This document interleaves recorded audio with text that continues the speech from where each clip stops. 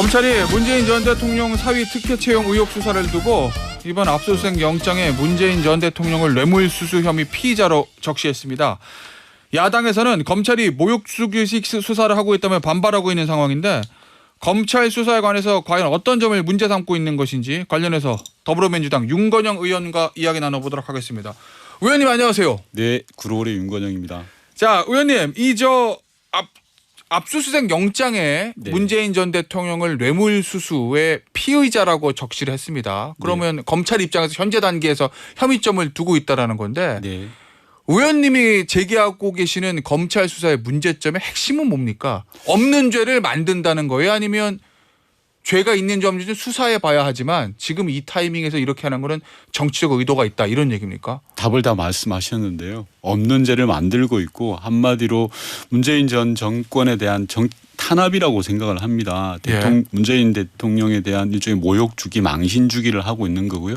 그럼 왜 그러냐라고 하면 두 가지 목적이 있는 것 같습니다. 첫 번째는 김건희 여사 명품백 사건 등에 대한 일종의 물타기인 거죠. 6일 날 수심이 결과가 나오니까 그에 대한 부분들도 있을 것 같고 두 번째로는 일종의 시선 끌기가 있는 것 같습니다. 국면이 의료 대란이라든지 여러 가지 어렵잖아요. 지지율은 20%대로 지금 하락하고 있는 상황에서 시선을 좀 돌려보자. 라는 차원도 있는 그런 정치적 의도가 분명한 정치 탄압이다라고 생각합니다.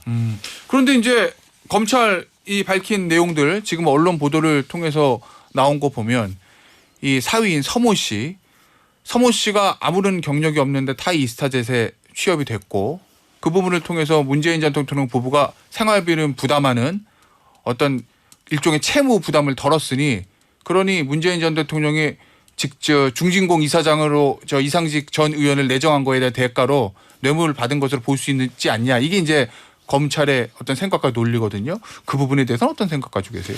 우선 그 전 사위는 경력이 없는 사람이 아니고요. 항공업계 경력인 전무하다 뭐 이렇게 보도돼 있더라고요. 증권회사에 쭉 다니다가 게임업계에서도 일을 한 분입니다.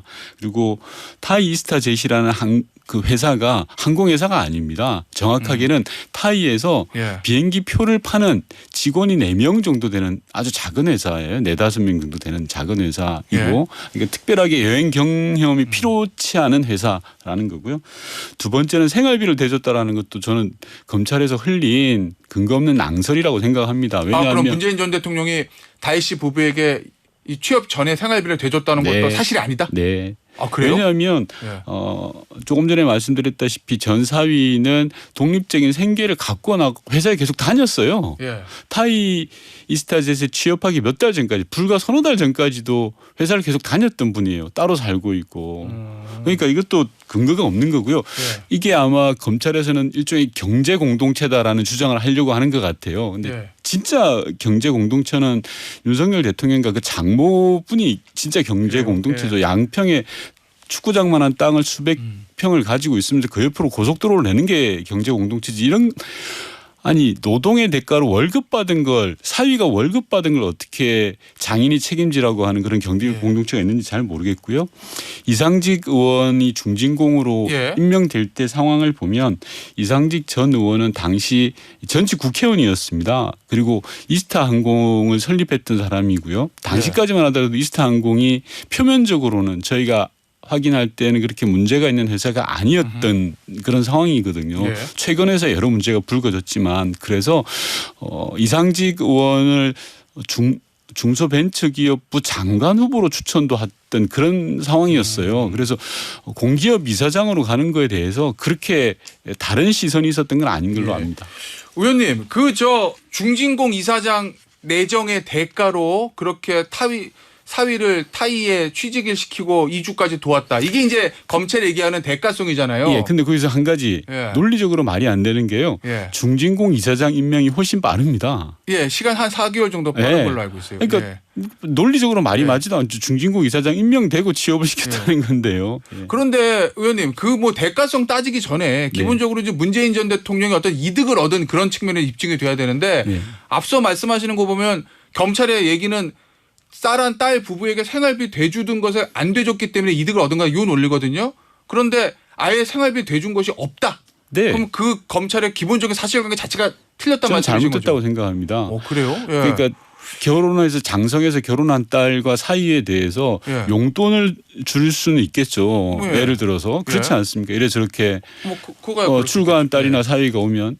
근데 생활비를 대줬다라는 거는 완전히 다른 거잖아요. 예, 그러면 예를 들면 월급 주듯이 한 일정한 시점에 일정 금액을 지속적으로 지급해 준 건 없는 것으로 알고 있다는 말씀이신 거죠? 왜냐하면 예. 생각을 해보시면 취업을 해서 번듯한 회사를 다녔어요.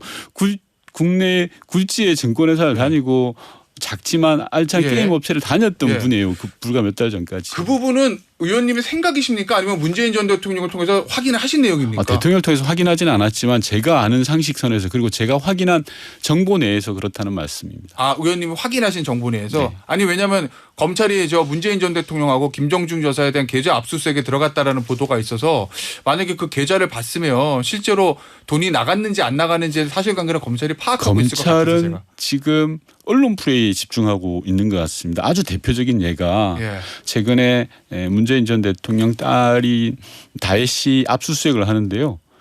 변호사가 도착하기 전에 언론이 알고 있더라고요. 그래요? 압수수색 사실을. 어떻게 알겠습니까? 압수수색 당하는 사람과 검찰 이외에 아는 사람은 없잖아요. 네. 그런 상황에서 언론이 알고 취재를 시작해요. 압수수색이 한참 진행되고 있는데 그러니까 이건 검찰이 언론 플레이를 위한 것이다라는 생각이 드는 거예요. 또 하나 더 다혜 씨의 압수수색 영장에 문재인 전 대통령을 피의자라고 특정을 했습니다. 진행자께서 잘 아시겠지만 주요 사건인 경우에 물증이 확실하지 않으면 피의자로 특정하지 않거든요. 그런데 이건 특정해서 언론에 공개하기 위해서 한 거라고 저는 추측을 하고 있습니다. 검찰이 이 수사에 대해서 이렇게 얘기하고 있습니다. 이거 어떤 정치적인 상황, 정치적 목적이 있는 게 아니고 이스타항공 이상직 전 의원 수사하다 보니까 따라가다 보니까 나온 거지 문재인 전 대통령 부부를 타겟으로 한 것은 아니다. 이런 취지의 입장을 밝혔는데 그 검찰 입장에 대해서는 어떤 말도 안 된다고 생각을 하고요. 이 사건으로 인해서 검찰에 소환 조사 받은 사람이 제가 알기로는 150에서 200명이 됩니다. 그래요? 그리고 압수수색 받은 것만 수십 차례고요.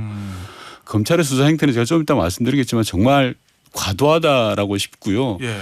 예를 들어서 그렇습니다. 이 사건이 수사가 시작된 건 문재인 정부 때입니다. 이상직 전 의원에 대해서 계속 수사가 진행되다가 윤석열 정부가 들어서서 윤석열 대통령이 취임하고도 아주 강도 높은 수사를 합니다. 그러다가 별건이 없다. 이 사건을 정리하자라는 순간에 이창수 서울중앙지검장이 등장합니다. 윤석열 대통령의 아주 절친이고 이런 표현이 맞는지 모르겠지만 신복이라고 불리는 사람입니다. 이분이 전주지검장으로 가서 사건을 다 뒤집어 놓습니다.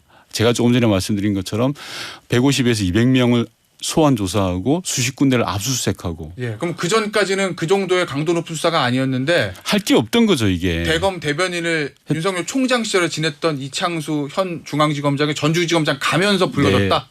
사건이 더욱더 커지면서 윤석열 대통령의 핵심 측근이 전주지검장으로 가게 되고 지금 이제 중앙지검장으로 올라왔잖아요. 전주지검장에는 더 충성파가 가 있습니다. 그래요? 박땡땡 지검장이라고요.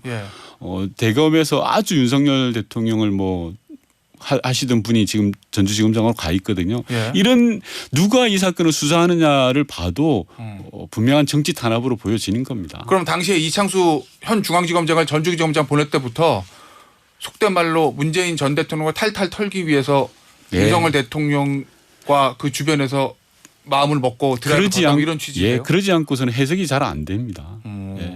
이거 제가 언론 보도 보니까 지금 상황을 문재인 전 대통령에게 보고를 드렸다 이렇게 제가 보도를 봤는데 평산마을 비서진들은 보고 드린 걸로 알고 있습니다. 윤건영 의원은 이 부분에 대해서 문재인 전 대통령과 이야기를 나눠보신 적은 없습니까? 노코멘트 하겠습니다. 그래요? 네. 이야기는 나눠보셨는데 말씀하실 수 없다 이런 취지로 들리는데 어떤 수사 지금 대비는 하고 있습니까? 문재인 전 대통령이? 수사 대비를 할 게 크게 있을지 모르겠습니다. 앞서도 말씀드렸다시피 없는 사실을 없는 죄를 만들어내고 있는 거니까요. 그래서 하여튼 대통령 되냐 좀 안타까워하시죠 이 상황을. 지금 보면 문재인 전 대통령을 이제 검찰 소식들을 보면 제3자 뇌물이 아니라 아예 그냥 직접 뇌물로 검토를 하고 있다 이런 보도 있던데 그러면 뇌물죄 특성상 검찰이 지금 문재인 전 대통령을 피의자로 보고 있으면 소환 조사를 할 수밖에 없을 거잖아요. 어떻게 보십니까? 그 전망을. 예, 저는 이 데자뷰가 느껴집니다. 노무현 전 대통령에 대한 데자뷰. 예. 노무현 대통령에 대해서도 논두렁시계라든지 전혀 없는 소문들을 만들어내면서 압박을 취하면서 몇 달 동안 괴롭히고 모욕 주고 해서 극단적인 그런 나쁜 일이 벌어졌지 않습니까? 지금도 저는 마찬가지고 방금 질문하셨던 것처럼 앞으로 문재인 대통령의 소환 조사뿐만이 아니라 예. 다혜씨 소환 조사, 김정주 여사에 대한 조사 모든 가능한 방법들을 동원해서 괴롭히고 모욕 주고 포토라인에 세우려고 할 것이다. 저는 그렇게 생각합니다.